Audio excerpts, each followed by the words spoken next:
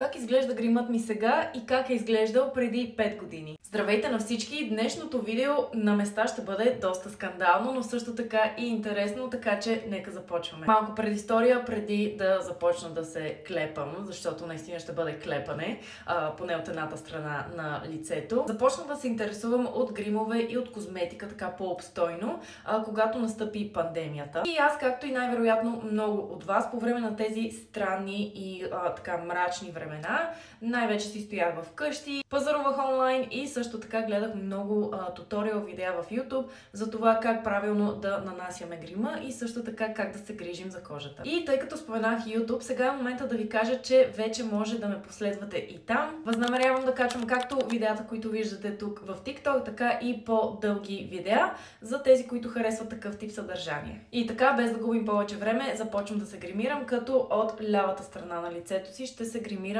така, както се гримирах преди 5 години, с всичките техники или по-скоро липсата на такива, а от другата страна на лицето, от дясната си страна, ще се гримирам по начина, по който се гримирам днес. Първо започвам с базата, като сега ще видите, че ще я нанеса само от дясната страна на лицето. Преди 5 години абсурд да ме видите да използвам база.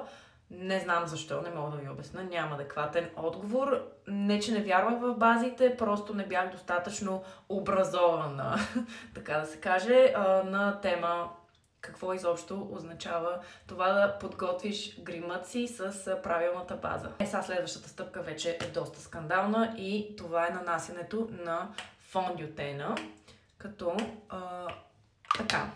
Първо ще разнеса грима от дясната страна на лицето, тъй като отляво нещата рязко ще загрубеят. Разнасям грима с помощта на четка, както обикновено. Не натискам, когато разнасям с четката, тъй като искам фондютена да се разнесе максимално равно по цялото лице. Така започваме да разнасяме от тук, като да, точно така, използвах пръст. Използвах пръст да разнасям грима. Третирах го малко като крем за лице. И както се досещате, фондютена никога не ми беше равномерен по лицето. На места беше в повечко количество, а на други места липсваше като цяло. Ами ето го резултата. Мисля, че що годе се получи добре. Сега продължаваме към кремообразните продукти, като аз ще нанеса от кремообразния контур на Patrick Ta само от дясната страна и сега ще ви обясня защо. Преди 5 години общо взето не бях чувала за кремообразни продукти. Реално тогава не съществуваше нито контура на Rare Beauty, нито този на Patrick Ta. И може би това е причината да не съм ползвала такива продукти. Ползвах само прахообразни. Затова течния контур и руж ще го нанеса само от дясно. Слагам и от кремообразния руж, отново на Patrick Ta и отново само от дясно. Следващия кремообразен продукт, който ще нанеса, е течен коректор, като познайте какво. Тогава, преди 5 години, все още не ползвах такова нещо. И затова няма да сложа от лявата страна. Не, че коректора ми е бил непонятен продукт и не съм знаела за какво се използва, но по-скоро тогава си мислех, че се използва главно за да прикрие тъмни кръгове под очите, не толкова да озари околошната зона. И си казвах, че аз съм толкова млада, нямам тъмни кръгове под очите, за какво ми е да ползвам такъв продукт. Ето и сами виждате, че дясната страна започва да придобива един доста по-приемлив и красив вид.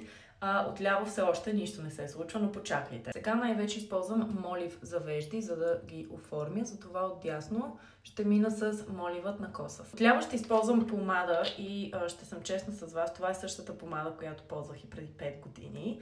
We listen and we don't judge. Ами горе-долу това беше формата, която си правих на моите вежди преди около 5 години. Със сигурност не ми беше приоритет те да са еднакви, напротив, колкото по-различни, толкова по-добре. Така, следващото нещо, което ще нанеса е фиксиращата пудра, но да фиксирам грима,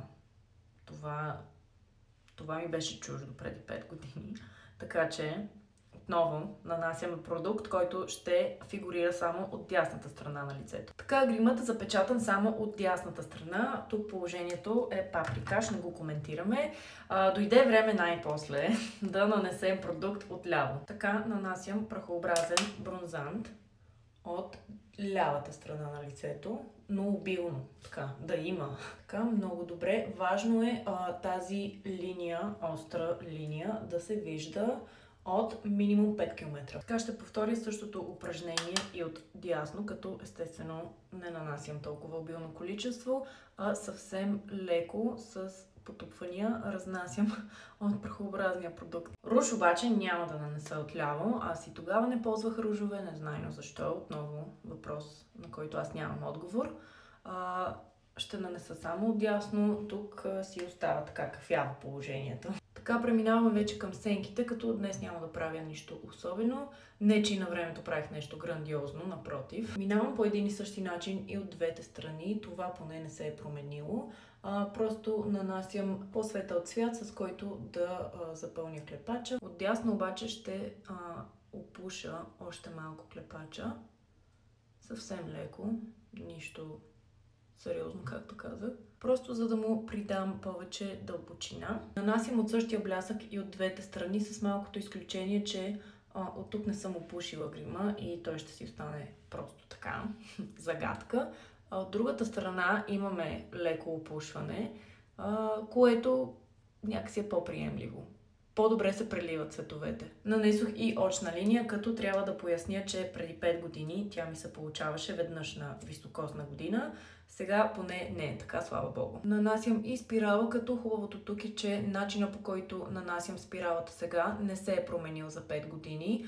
То не че е някаква сложна философия, но все пак виждате, че нещата можеха да изглеждат по съвсем различен начин. Преминаваме към следващата мистерия и това е моливът за устни.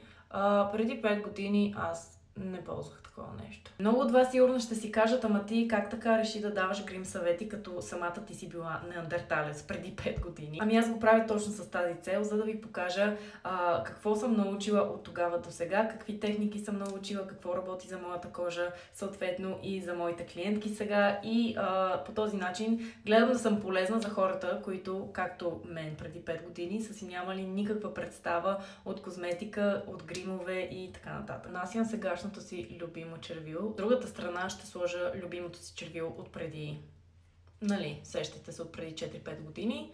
Вече не го ползвам, но все пак го пазя.